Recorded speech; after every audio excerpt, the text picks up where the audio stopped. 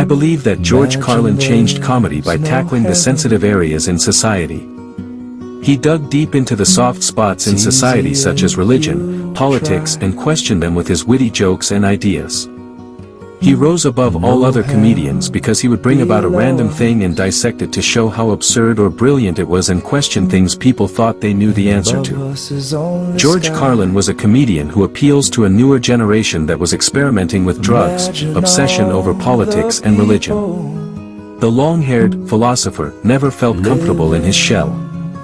Slowly, Carlin became a comic who did not look twice before stepping onto the minefields that are religion, politics, and everyday life. Many people were angered by Carlin's rants about religion, but at the same time he made many people think about what he was saying. George Carlin was one of the first openly atheist comic, and his ideas and thoughts made not just comedians, but regular people question whether there is a God. And the world will live as one. George Carlin will forever be known for the 7 words you can't say on television, but he also recorded 23 albums, 14 HBO specials, and appeared on The Tonight Show 130 times. He died yesterday at 71, and he never stopped pushing the boundaries of comedy. Here's Jim Axelrod. That's the first thing you do in a hotel room is put away your stuff. I'll put some stuff in here, put some stuff down there. George Carlin made lots of us laugh. You put your stuff over there, I'm putting my stuff over here. Here's another place for your stuff. Hey, we got more places than we've got stuff. We're gonna have to buy more stuff. But his genius was making us think. This country was founded by a group of slave owners who told us that all men are created equal. That is what's known as being stunningly full of shit. He wasn't subtle.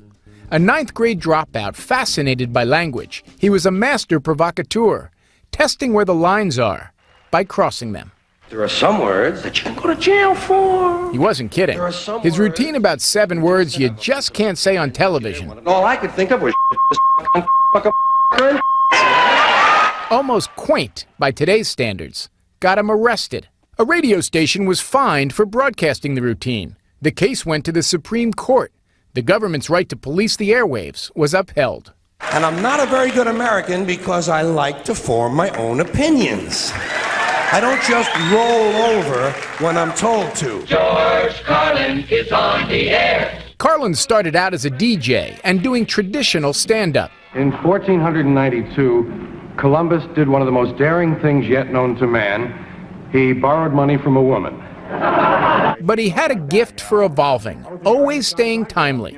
Remember Al Sleet, the hippy-dippy weatherman in the late 60s? The weather is dominated by a large Canadian low, which is not to be confused with a Mexican high. He unleashed on trends. Suddenly everyone is walking around with their own personal bottle of water. When did we get so thirsty in America? And yuppie parents obsessed with their precious kids. First of all, they're not all cute, okay? In fact, if you look at them close, some of them are rather unpleasant looking. But what Carlin loved best was using irreverence to force us to re-examine what we'd long stopped thinking about. Here's another question I have. How come when it's us, it's an abortion, and when it's a chicken, it's an omelet? Are we so much better than chickens all of a sudden? He died of heart failure at the age of 71. But for a man who did a lot of complaining. Everybody wants me to have a nice day. Have a nice day. Yeah.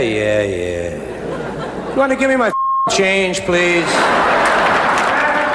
To hear George Carlin tell it in his own inimitable way, he had no real complaints. I've had the best treatment on this planet. I've been very lucky, and if suddenly a big axe fell through the ceiling and split my head in two, I would say, not bad. I had a lot of things. Imagine there's no countries. It isn't hard to do. Nothing to kill or die for. No religion too. Imagine all other people, living life for peace. And you may say that I'm a dreamer, but I am not the only one. I hope someday you'll join us,